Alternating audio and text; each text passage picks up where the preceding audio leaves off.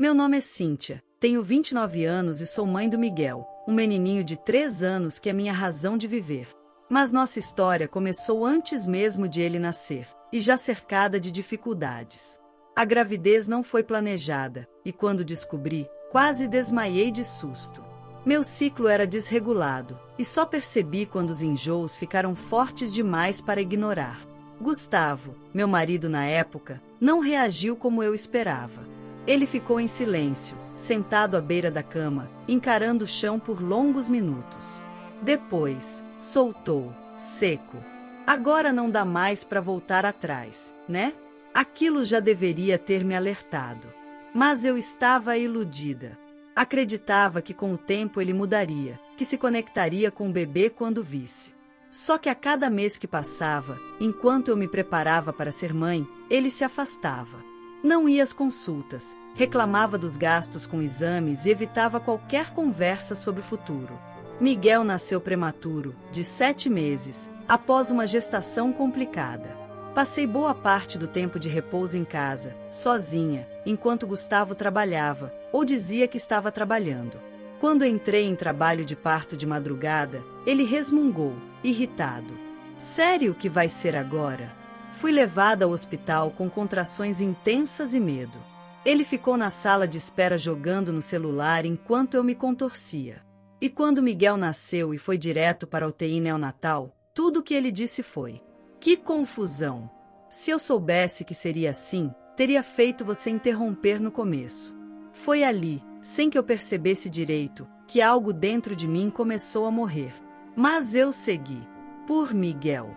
Encarei a rotina de idas e vindas ao hospital, depois a adaptação em casa com oxigênio e remédios, e cada pequeno progresso era uma vitória. Gustavo continuava distante, só aparecia quando não podia evitar, e mesmo assim ficava entediado com facilidade. "Bebê é um porre.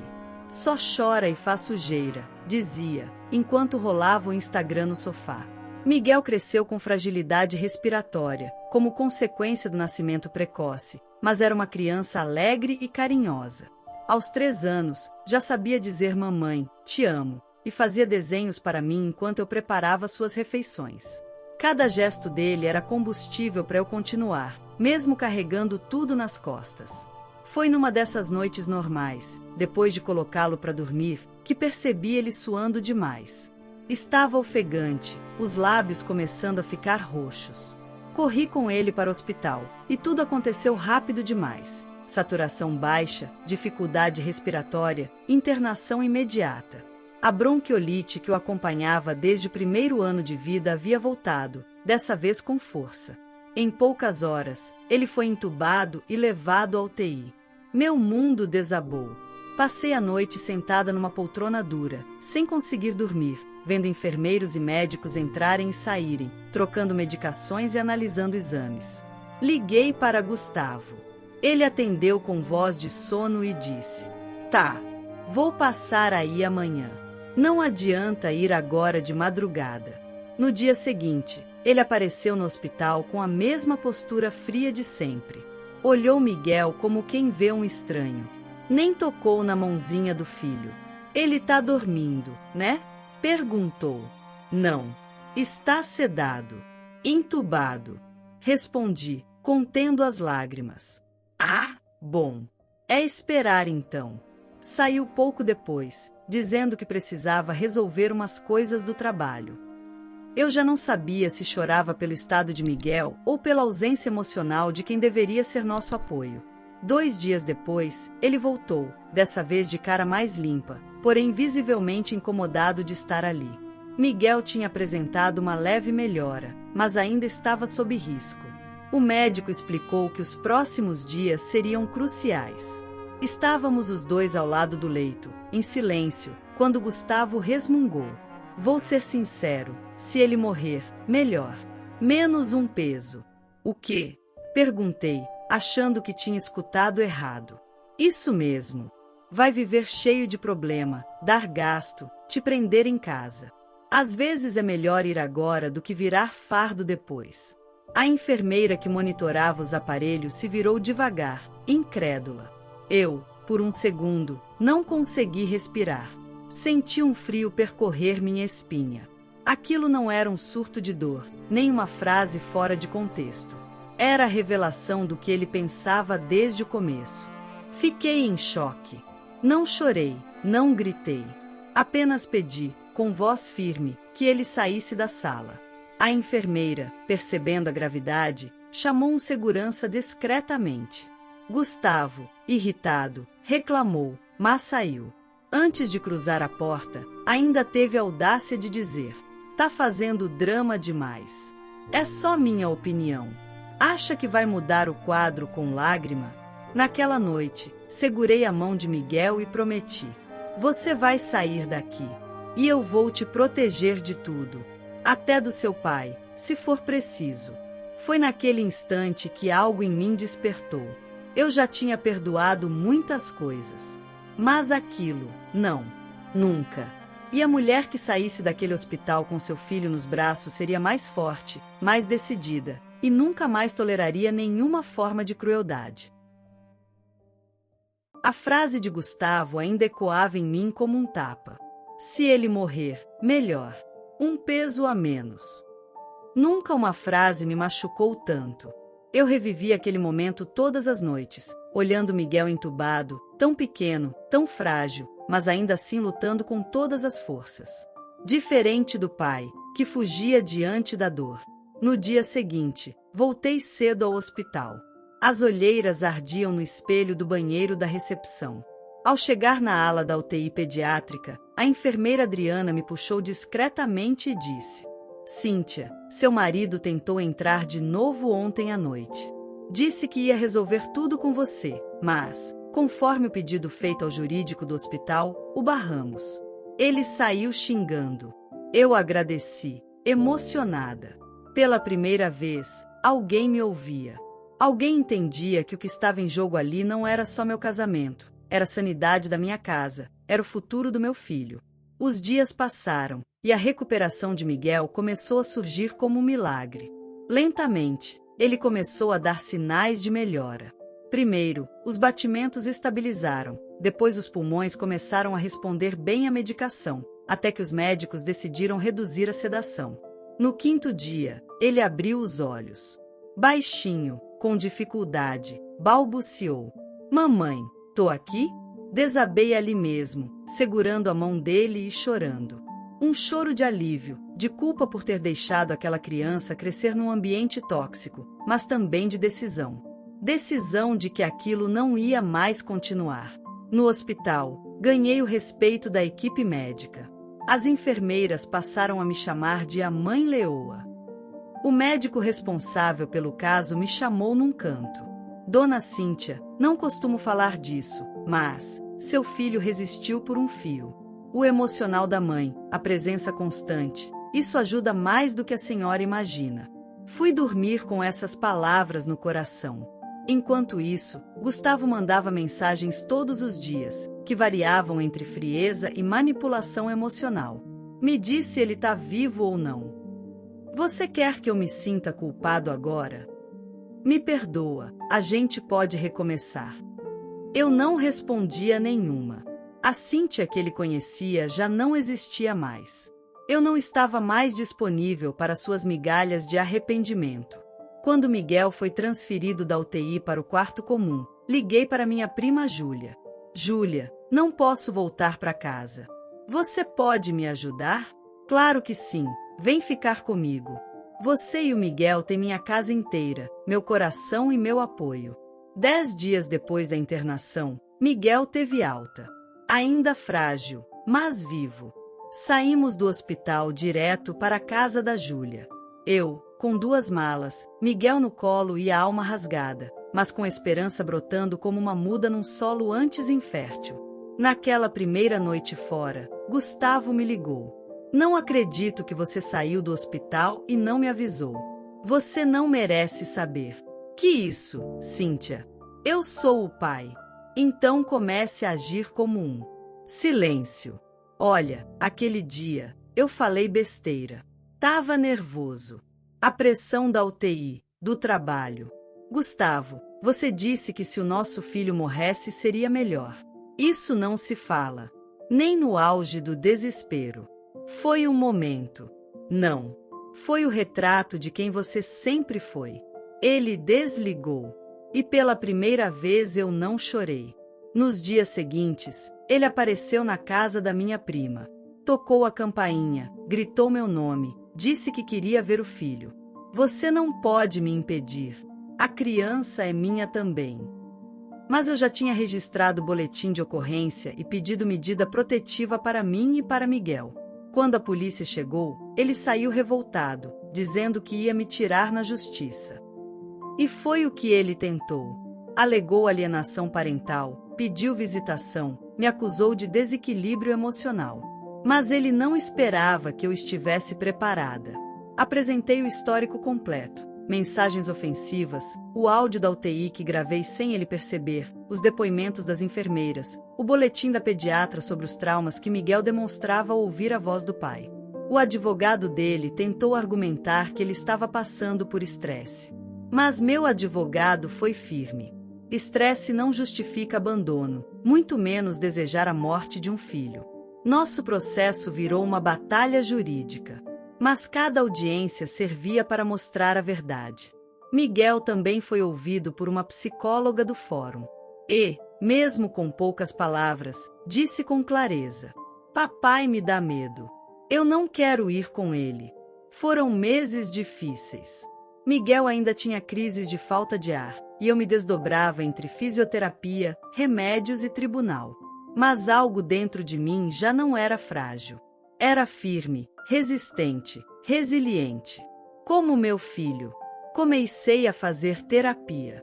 A Júlia me incentivou a voltar a estudar, algo que eu tinha abandonado para ser a esposa perfeita que Gustavo queria. Voltei à faculdade de enfermagem. Comecei a sonhar novamente com um futuro onde eu e Miguel pudéssemos viver em paz. Sem medo. Sem gritos. Sem medo de não sermos suficientes. Gustavo, vendo que perdia terreno, tentou um último golpe, pediu a guarda compartilhada. Queria mostrar que era pai presente. Mas o juiz, após ler o laudo psicológico e ouvir todos os relatos, negou na hora. O senhor tem muito a trabalhar antes de se considerar um pai adequado. Foi a primeira vitória oficial, mas não a única. Havia mais por vir, e dessa vez eu não ia parar por nada. Havia uma calma estranha em mim. Não era paz, exatamente. Era uma sensação de lucidez. Um silêncio que vinha depois da tempestade, depois do cansaço extremo. O tipo de silêncio que só conhece quem sobreviveu à guerra. Gustavo desapareceu completamente após a audiência que garantiu minha guarda total sobre Miguel. Durante semanas, não deu sinal de vida. Nenhum telefonema, nenhuma intimação nova, nenhuma tentativa de aproximação. Eu, no fundo, sabia que não era por arrependimento. Era orgulho. Orgulho ferido. Aquilo doía mais nele do que perder o contato com o próprio filho. Enquanto isso, Miguel seguia melhorando. Lentamente, mas com firmeza. Os ataques de choro noturno diminuíram. Voltou a comer direito, e já não acordava gritando ao ouvir vozes altas. Começou a chamar pelo meu nome nas manhãs com sorrisos tímidos. Passava horas desenhando. Seus desenhos sempre mostravam nós dois juntos, de mãos dadas, ao lado de uma casa amarela com um céu azul bem limpo. E sempre tinha um sol. Eu entendia que aquilo era a forma dele curar o que não conseguia colocar em palavras. O estágio final do meu curso de enfermagem foi uma etapa desafiadora, mas também libertadora. Todos os dias, eu via pessoas em recuperação. Algumas venciam, outras perdiam. Mas o que me mais marcava eram as mães. As mães de crianças doentes. Eu via nelas o que eu tinha vivido. E pela primeira vez, eu me sentia do lado de cá. Não da dor, mas da reconstrução. Uma das crianças que acompanhei, o Lucas, me lembrava o Miguel. Fragilizado fisicamente, mas com uma força nos olhos que desafiava qualquer diagnóstico. Eu me apeguei a ele. E quando sua mãe me abraçou no dia da alta e disse: "Você cuidou dele como se fosse seu", eu soube, estava trilhando o caminho certo. No entanto, a tranquilidade foi quebrada de forma abrupta. Recebi, numa manhã de quinta-feira, um envelope judicial. Gustavo havia entrado com um novo pedido de visitas. Agora, com a justificativa de que fazia terapia e estava emocionalmente preparado para ser pai. Dizia que se arrependia profundamente e que merecia uma segunda chance. Meu corpo tremeu. A ferida, que eu achava quase cicatrizada, ardeu como se tivesse sido reaberta à força. Mas, diferente de antes, eu não estava mais frágil. Não era mais a mulher que chorava escondido com medo de ser julgada. Eu estava pronta para lutar de novo, não por vingança, mas pela paz do meu filho. Reuni provas. Laudos da terapeuta de Miguel, documentos escolares, relatórios do estágio psicológico. A terapeuta escreveu com todas as letras. Qualquer aproximação com o pai, neste momento, causará retrocesso no desenvolvimento emocional da criança, podendo levá-la a episódios de pânico, insônia e regressão comportamental. Fui à audiência com o coração acelerado, mas firme. E ao vê-lo sentado na frente, com terno bem passado, barba feita e olhos baixos, senti a encenação se repetir. Ele tentava parecer outro homem, mas eu o conhecia bem demais. Ele falou ao juiz com uma voz mansa que nunca teve comigo. Eu só quero ver meu filho. Eu mudei. Faço terapia, participo de um grupo de pais. Estou tentando me tornar alguém melhor. Foi então que o juiz, sério, perguntou: e como o senhor justifica as palavras ditas na UTI? Se morrer, melhor. Um peso a menos. O senhor consideraria isso um comentário de alguém apto a exercer paternidade? Gustavo hesitou, pigarreou, tentou escapar. Eu estava nervoso, em choque. Não queria dizer aquilo de verdade. Fui mal interpretado. Meu advogado levantou, calmo, e entregou o laudo psicológico com as gravações anexadas.